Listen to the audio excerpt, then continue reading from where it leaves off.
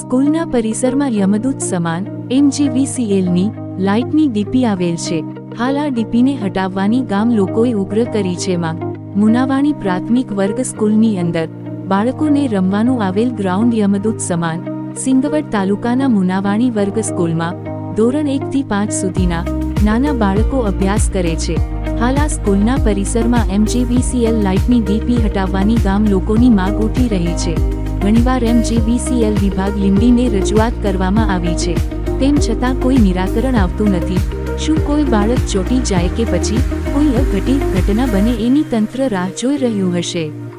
આ ડીપી નિશાળની અંદર આવેલી છે, જેના કારણે બાળકોની સુરક્ષાને ગંભીર જોખમ ઊભું થઈ રહ્યું છે.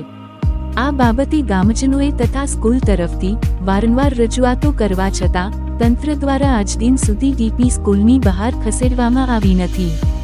નાના બાળકોના જીવન અને સુરક્ષાને ધ્યાનમાં રાખી આ મુદ્દાને ગંભીરતાથી લઈ 15 દિવસની અંદર ડીપીને સ્કૂલના પરિસરની બહાર સલામત સ્થળે તાત્કાલિક હટાવવાની કાર્યવાહી કરવામાં આવે અને જો સમયસર કાર્યવાહી કરવામાં નહીં આવે તો કોઈ અનિચ્છનીય ઘટના બને તેની સંપૂર્ણ જવાબદારી સંબંધિત વિભાગની રહેશે. હાલ ચોમાસાની સિઝન ચાલી રહી છે. વરસાદના લીધે બાળકોને કરંટ લાગી શકે તેવો ભય પણ વાલીઓને સતાવી રહ્યો છે.